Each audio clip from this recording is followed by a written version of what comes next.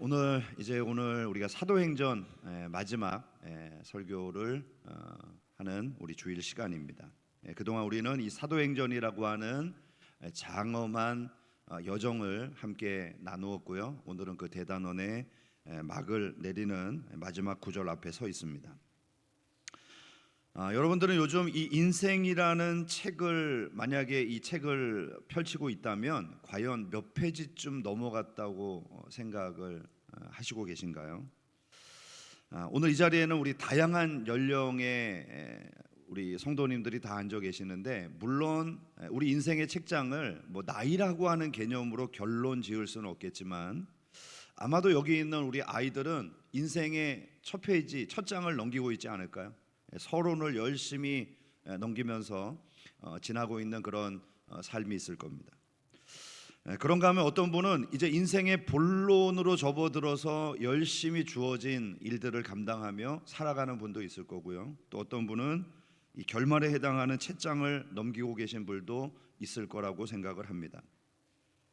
이렇게 인생의 페이지를 우리가 넘어가다 보면요, 종종 우리가 원치 않는 이 문장 부호들을 만나게 되는 경우들이 있습니다.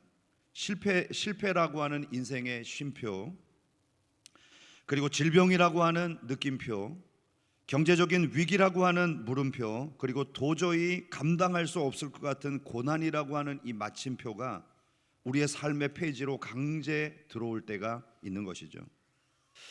자, 이런 일들이 일어날 때 우리는 이런 생각을 하죠. 정말 소설 같은 이야기가 내 인생에 왔구나. 어떻게 내 인생에 이런 일이 일어날까? 보통 우리가 소설이나 어떤 이야기책을 접하면 원하는 엔딩이 있잖아요. 공주님은 왕자님과 행복하게 살았더래요. 뭐 이런 해피엔딩이 있단 말이죠. 그런데 여러분, 우리의 현실은 그렇지 못할 때가 많이 있습니다.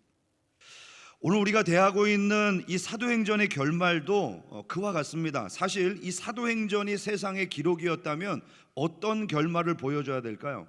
바울이 로마에서 황제의 재판을 받고 자유의 몸이 되었습니다.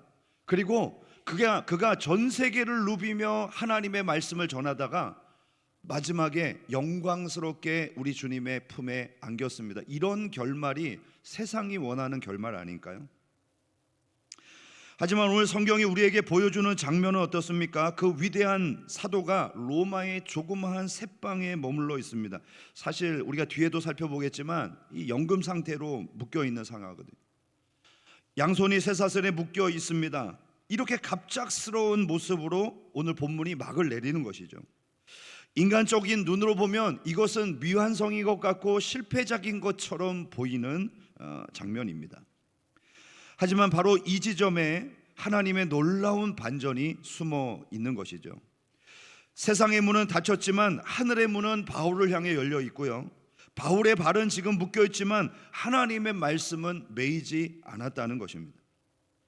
성경이 이 초라해 보이는 감옥 안에서 시간이라는 이 시간을 패배의 모습으로 기록하지 않고 오히려 거침없이 하나님의 말씀을 전했다는 승리의 선언으로 오늘 말씀이 마무리되고 있죠.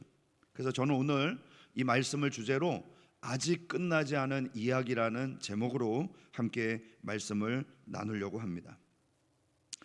자, 우리가 이 사도행전을 마무리하면서 갖게 되는 한 가지 중요한 원리는요, 기도와 고난이 연결되어 있다는 것입니다. 대부분의 사람들은 고난이 오기 때문에 기도합니다.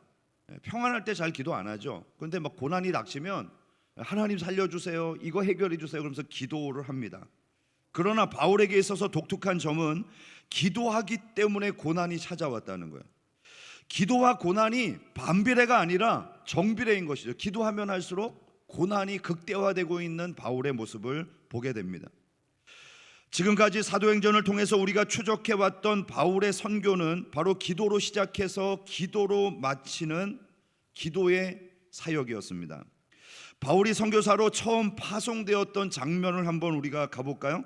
사도행전 13장 3절인데요. 이에 금식하며 기도하고 두 사람에게 안수하여 보내니라. 금식했다, 기도했다, 안수했다, 다 기도와 연관되어 있는 단어들 아닙니까? 안디옥 교회는 이처럼 간절함으로 하나님 앞에 기도하여 선교사를 세우고 파송했습니다. 그렇다면 그 다음은 어때야 될까요? 탄탄대로해야 되지 않겠습니까? 선교지에 갔더니 환경이 열려 있고 필요한 사람이 딱 나타나고 물질도 딱 생기고 악인들이 굴복하고 기적이 일어나고 이런 좋은 일들만 일어나야 될 것 같은데, 바울이 갔던 곳에는 돌팔매질과 매맞음과 굶주림과 고난의 길이 연속되고 있습니다. 그러나 바울은 이런 상황 속에서도 쉬지 않고 기도를 했어요. 사도행전 16장 25절의 말씀을 보시면요, 그가 빌립보 감옥에서 뭐 하고 있다고 합니까? 한밤중에 바울과 실라가 기도하고 하나님을 찬송하며 제수들이 들었다.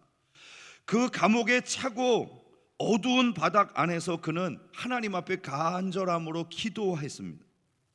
또 사도행전 20장 36절에 보면요, 이 밀레도에서 마지막으로 에베소의 장로님들을 초청해서 인사를 나누고 헤어질 때도요, 이렇게 기록합니다. 무릎을 꿇고 그 모든 사람들과 함께 기도하며 눈물로 작별했다.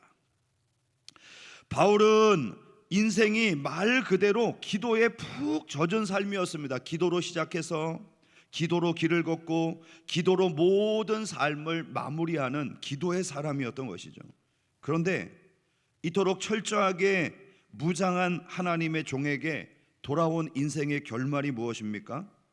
기도가 깊어질수록 고난의 수위도 높아졌고 그는 여전히 감옥 속에 갇혀 있다는 것입니다. 모든 선교 여정을 마무리하며 예루살렘으로 돌아간 바울을 기다린 것은 환영의 인파가 아니라 폭도들이었습니다. 가이사라 감옥에서 억울한 옥살이를 2년이나 해야 했습니다. 그리고 가이사에게 항소해서 로마로 향하는 배에 올랐는데 그 길도 순탄했나요? 폭풍이 다가왔잖아요.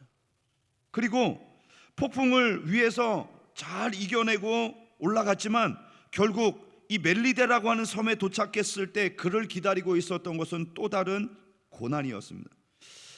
여러분, 사도행전 28장 전반부를 보시면요, 풍랑에서 살아남고 떨고 있는 이 사람들을 위해서 바울이 모닥불을 피웁니다. 바울이 참 사람들을 섬기려고 한 거죠. 그런데 모닥불에 이제 장작을 한 더미를 껴안고 이렇게 넣는 과정에서 이 불의 온기가 뜨거우니까요, 이 장작 사이에 있었던 뱀이 바울의 손을 물어버린 거예요. 무시무시한 독사, 바울을 당장이라도 죽여버릴 수 있는 독사가 바울을 물게 된 것입니다. 이때 이 장면을 보았던 사람들의 반응이 어땠죠? 28장 4절을 보실까요? 원주민들이 이 짐승이 그 손에 매달려 있음을 보고 서로 말하되 진실로 이 사람은 살인한 자로다.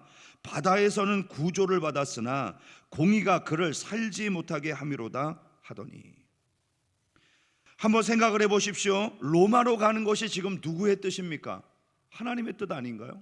그리고 풍랑이 일어나는 배 속에서도 하나님이 말씀했잖아요. 바울아, 염려하지 마라. 너는 가이사 앞에 서야 되겠고 너는 반드시 로마로 갈 것이다. 약속을 주셨잖아요. 그리고 바울은 그 상황 속에서도 여전히 하나님을 의지하고 기도하고 있습니다. 그런데 왜 뱀에게 물려야 하죠? 왜 사람들에게 저 사람은 정말 살인한 사람이 맞다, 죄인이 아니고서야 이렇게 바다에서 구조가 됐는데 이 육지에 올라와서 죽을 이유가 있겠는가? 공의가, 정의가 그를 살려두지 않았다. 소위 말해서 우리가 말하는 인과응보, 그 논리로 바울을 바라보고 있습니다. 왜 그가 죄인의 괴수라는 오해를 받아야 합니까? 이것이 오늘 우리에게 주시는 하나님의 엄중한 메시지입니다. 하나님의 약속이 있고 기도의 응답이 시작되었다고 해서 고난이 즉시로 멈추는 것이 아니라는 것이죠. 오히려 하나님의 계획이 성취되는 그 과정 속에 때때로는 우리가 이해할 수 없는 독사의 물림, 바로 고난이 허용되기도 한다는 것입니다. 그러면 왜 하나님께서는 이렇게 하실까요? 사실 이 모든 것은 바울을 위한 일이었습니다. 만약에 바울이 아무런 고난도 없이 풍랑도 없이 뱀에도 물리지 않고 로마에 도착을 했다면 어떤 생각을 할 수 있을까요? 야, 내 선교 전략과 계획이 잘 맞아 들어갔네. 자신을 의지하는 사람으로 전락했을지도 모릅니다. 그러나 하나님은 바울을 철저히 낮추십니다. 풍랑을 통해서 인간의 무력함을 보게 하셨고, 독사를 통해서 인간의 생명이 오직 하나님의 손끝에 달려있다는 사실을 깨닫게 하신 것입니다. 결과적으로 어떤 일이 일어났나요? 바울은 뱀에 물렸지만 죽지 않았습니다. 이 뱀이요, 그냥 독 없는 뱀이 아니에요. 원주민들이 딱 뱀을 보면 알잖아요. 저거는 물리면 사람이 살 수 없는 독사야. 그러니까 이런 평가를 내린 거 아니겠습니까? 그런데 죽지 않았어요. 바울의 이런 모습을 보고 멜리데에 있는 모든 섬 주민들이 마음의 문을 열기 시작했습니다. 죽을 줄 알았는데 안 죽었단 말이에요. 야, 그러면 저 사람에게 뭔가 대단한 능력이 있는가 보다. 말에 귀를 기울이기 시작한 것이죠. 그 결과 그 섬의 추장이었던 보블리오의 부친을 치유할 수 있는 기회를 얻게 됐고요, 섬 전체가 복음을 받아들이는 계기가 되었던 것입니다. 바울에게는 고통이었던 이 뱀의 이빨이 멜리데 섬 사람들에게는 생명의 통로가 되었던 것이죠. 사랑하는 성도 여러분, 왜 기도하는데 이런 어려움이 옵니까? 라는 의문을 가지신 분들이 계실지 모르겠습니다. 하나님의 뜻대로 살려고 몸부림치고 있는데 왜 나에게만 고난이 옵니까? 왜 내 자녀에게 이런 일이 생깁니까? 왜 내 사업을 뱀이 물어뜯고 있습니까? 이런 질문으로 울먹이고 있는 분들이 계십니까? 오늘 기억하십시오. 그 고난은 지금 우리의 기도가 응답되고 있는 과정이라는 사실입니다. 고난은 기도의 실패가 아니라 하나님의 특별 수송 작전이 진행되고 있다는 신호입니다. 우리가 기도할 때 하나님은 평안이라는 유리온실 속에 우리를 가둬두시는 것이 아니라 고난이라는 거친 파도를 타고 사명의 자리 로마로 향할 수 있도록 우리를 밀어붙이는 것이죠. 그러므로 고난이 왔다고 해서 기도를 멈추지 말아야 합니다. 오직 그때가 기도의 줄을 더 단단히 붙잡아야 할 때임을 명심할 수 있기를 축복합니다. 뱀이 내 손을 물고 늘어질 때 바울처럼 뱀을 불 속에 툭 털어버리는 거죠. 환경의 위협에 굴하지 말고 하나님이 함께 하시는 그 주권을 신뢰하는 것입니다. 고난은 실패의 마침표가 아니라 하나님 기도 응답의 느낌표라는 사실을 우리가 기억하며 기도의 끈을 붙들 수 있기를 주님의 이름으로 축복합니다. 이제 바울이 우여곡절 끝에 로마에 당도했습니다. 우리가 그동안 이 사도행전의 여정을 통해서 바울이 이 로마로 가기 위해서 얼마나 애를 썼고 오랜 시간을 기다려 왔는가를 보았죠. 자, 그러면 이제 바울이 로마로 와서 자유의 몸이 되었을까요? 여전히 죄수의 신분이고 여전히 그는 감옥에 매여 있습니다. 그런데 이런 상황이 하나님의 응답이었다는 사실입니다. 오늘 본문의 16절과 30절 말씀을 보면 그는 자기를 지키는 한 군인과 함께 따로 있었고요, 이태 동안을 자기의 셋집에 머물렀다, 이렇게 기록하고 있습니다. 여러분, 이게 말이 좋아서 셋집이지 실제로는요, 쇠사슬에 묶여서 24시간 동안 감시를 받는 가택 연금 상태입니다. 인간적으로 보면 모든 길이 막혀 있는, 문이 막혀 있는 것처럼 보입니다. 그런데 바울이 이 상황을 바라보는 시각은 좀 달랐어요. 자, 로마의 감옥 안에서 기록되었다고 우리가 알고 있는 이 빌립보서 1장 12절에 보면요, 이렇게 기록합니다. 형제들아, 내가 당한 일이 도리어 복음 전파의 진전이 된 줄을 너희가 알기를 원하노라. 자, 바울은 지금 매여 있는데요, 로마의 핵심 부서인 이 시위대 군인들이 바울 옆에서 늘 복음을 듣는 거예요. 바울하고 같이 있으니까 뭐 하겠어요? 죄수 앞에서 셋집을 지켜야 되니까, 그 장교님 좀 들어와 보세요. 나하고 얘기나 합시다. 이 노인네 얘기 좀 한번 들어주세요. 뭐 그러면서 복음을 전할 수 있는 기회를 얻게 된 것이죠. 바울의 셋집에 여러 인사들이 찾아옵니다. 그는 갇혀 있었지만 오히려 유대의 지도자들, 로마의 고관들이 찾아와서 아침부터 저녁까지 복음을 듣게 되었습니다. 만약 바울이 자유로운 여행자였다면요, 결코 이들을 만날 수가 없었어요. 여행 가가지고 왕을 만날 수 있습니까? 여행 가서 그 나라의 장관 만날 수 있습니까? 여행을 가가지고 뭐 군인들 장교들 청에서 만날 수 있어요. 근데 바울은 갇혀 있는데 이 사람들이 다 찾아오는 거예요. 자기 집으로. 바로 로마의 심장부가 그의 매임을 통해서 열려진 것입니다. 여러분, 여러분을 묶고 있는 쇠사슬은 무엇인가요? 감옥 같은 질병입니까? 삶을 옥죄어 오고 있는 경제적인 결핍인가요? 그러나 우리가 기억하십시오. 복음은 결코 매이지 않습니다.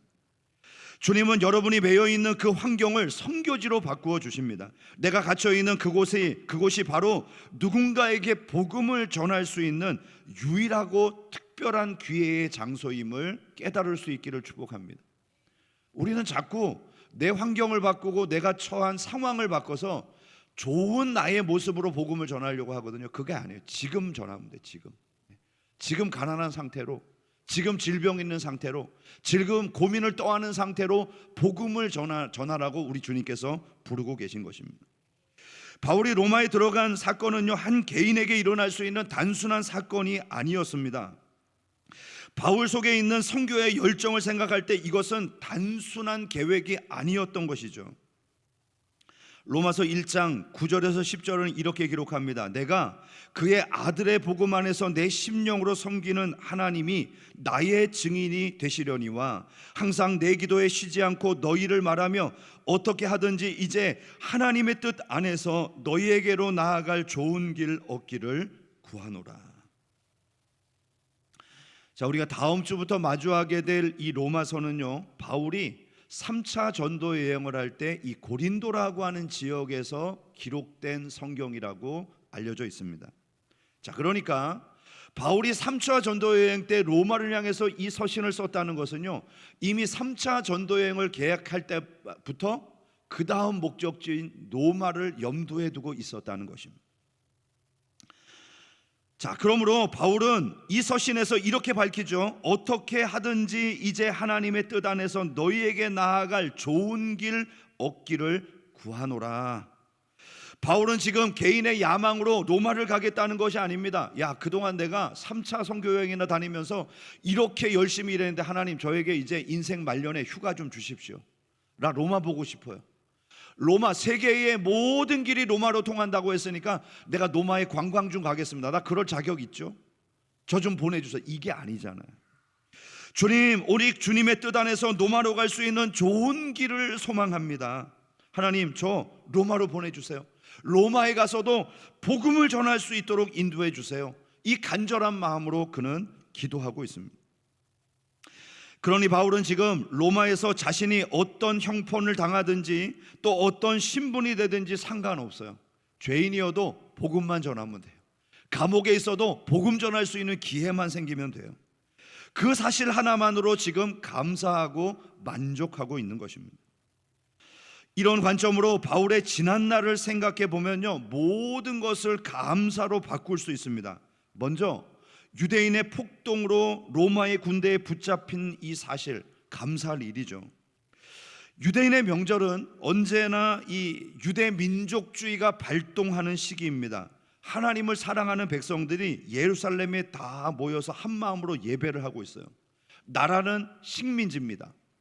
어려움에 처했습니다. 그러니까 신앙과 민족성으로 똘똘 뭉친 이들이 각자 흩어져 살다가 한 자리에 모였으니까 어떻겠어요? 나라 사랑이 뿜뿜 올라오지 않겠어요? 그러므로 로마의 입장에서는요, 이 명절이 상당히 신경 쓰이는 절기였습니다. 그런데 아니나 다를까 오순절날 폭동이 일어났다는 보고가 로마의 군대에 들려오는 거예요. 바울 한 사람 때문에 예루살렘 성 전체가 막 휘청거리면서 들썩거립니다. 그래서요, 바울은 이 사건 하나로 당시 이스라엘과 로마에 있어서 요주의 인물이 되었습니다. 이제 로마에서도요, 바울을 모르는 사람이 없습니다.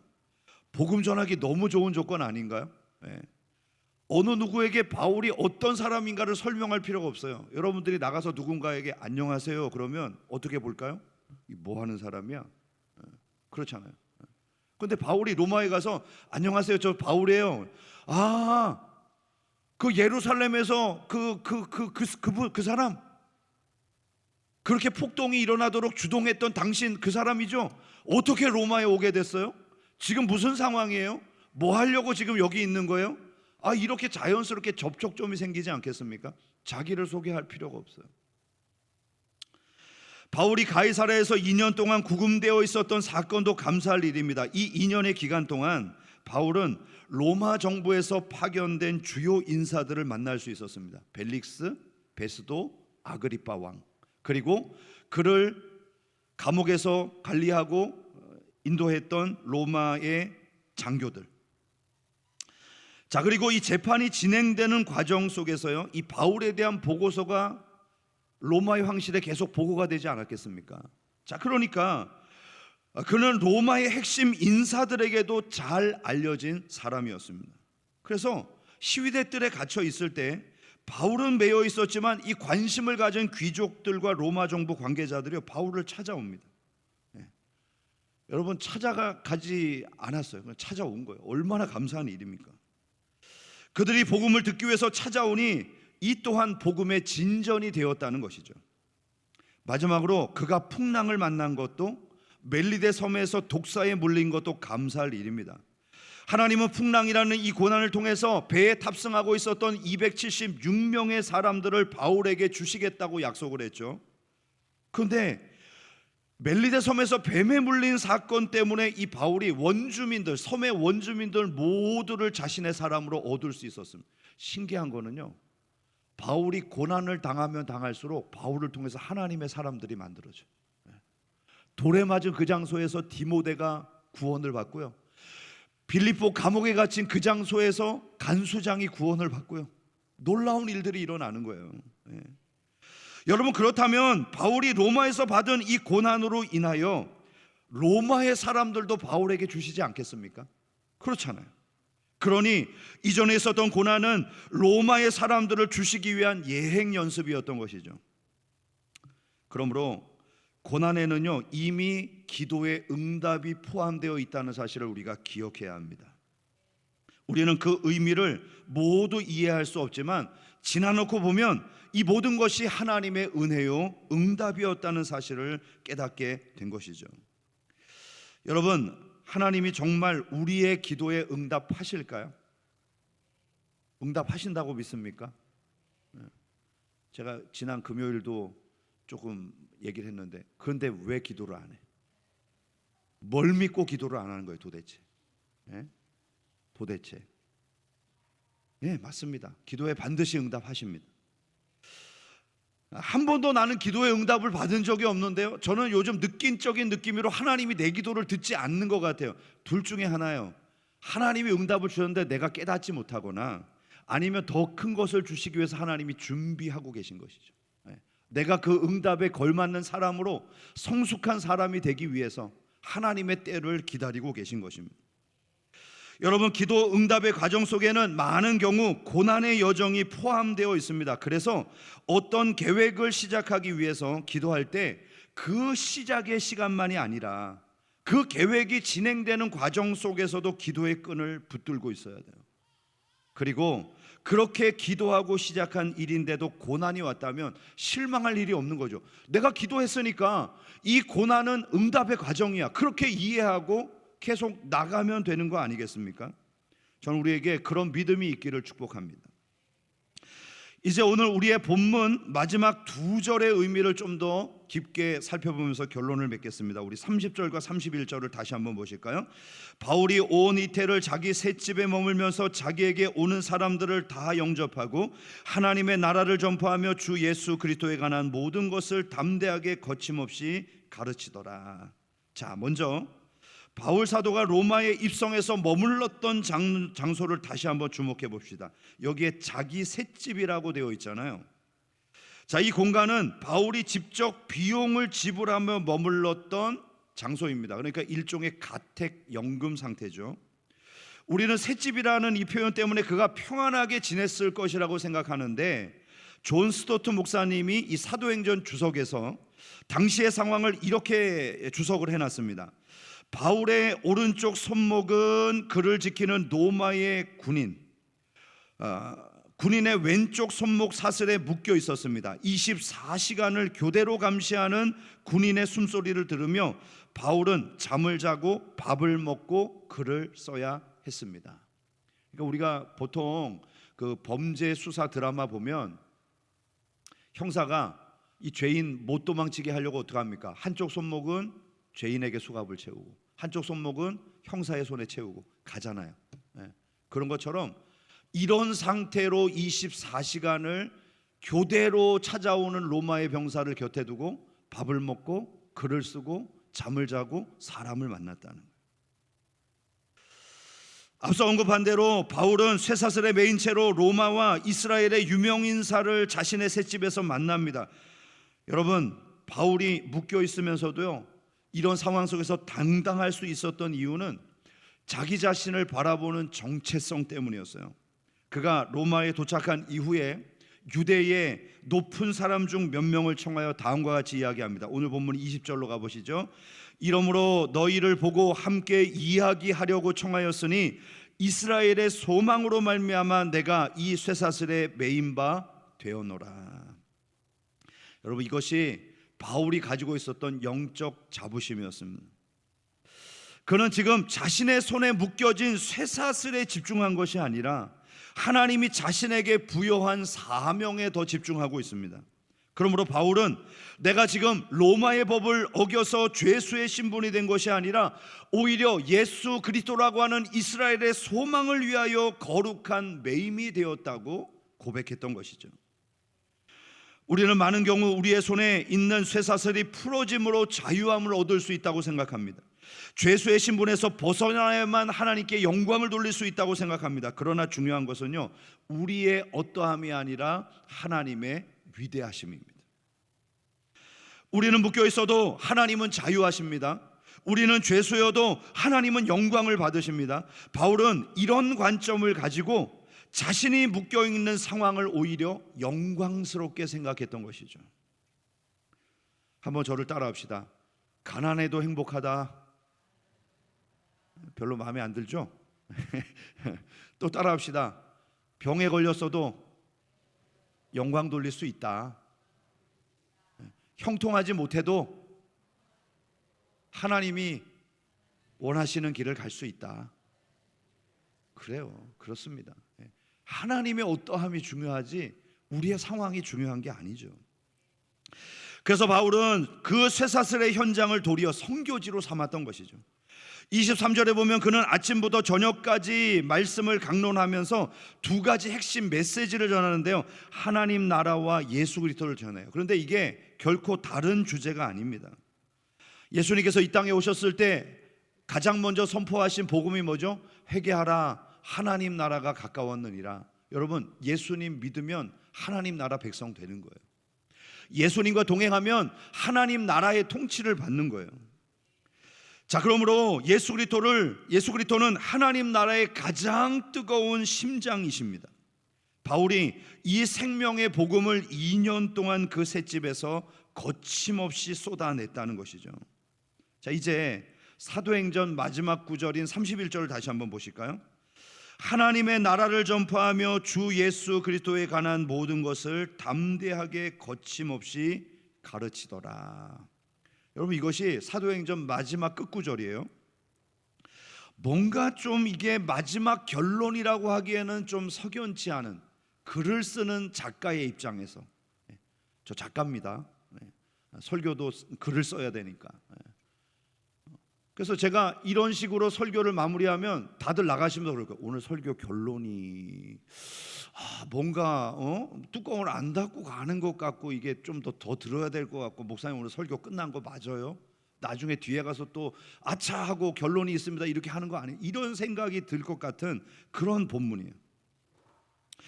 오늘 지금 이 성경의 주요 인물은 바울입니다. 그러면 이 마지막 결말에서 바울이 재판을 어떻게 받았는지, 그의 마지막 결과가 어떻게 되었는지 그 행적을 주목하면서 마무리를 해야 될 것 같은데 그 결말이 없어요.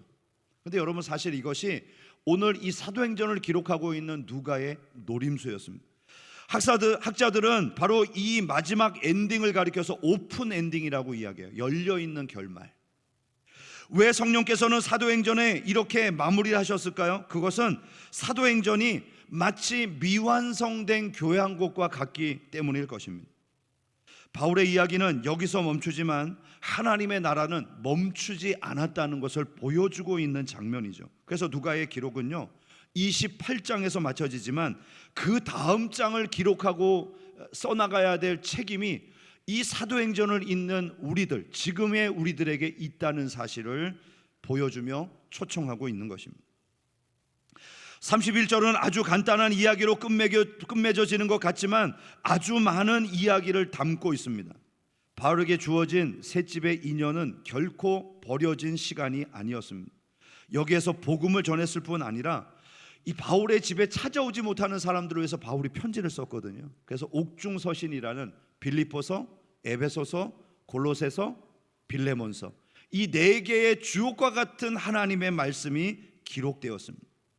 하나님은 고난 중에도 바울의 시간을 결코 헛되이 사용하지 않았습니다. 겉으로 보기에는 갇힌 시간처럼 보였지만 하나님 편에서는 전 세계를 향해서 영원한 진리를 밝히는 아름다운 시간, 가장 생산적인 시간으로 사용해 주셨던 것이죠. 여러분은 인생을 어떻게 정의할 수 있으신가요? 어떤 유행가 가사에는 인생은 나그네 길이랍니다. 어디서 왔다가 어디로 가는지, 구름이 흘러가는 것처럼 가는 것이 인생의 길이다, 이렇게 표현합니다. 그런데 여러분, 우리가 신앙의 관점에서 이 인생을 정의한다면 하나님의 뜻을 이루기 위해서 바쳐진 시간들, 삶, 이것이 우리의 인생 아닌가요? 마지막 날 우리의 인생에 하나님의 어떤 평가가 이루어질 것인가는요, 얼마나 오래 살았느냐, 얼마나 안락한 삶을 누리며 살았느냐에 집중되지 않을 것입니다.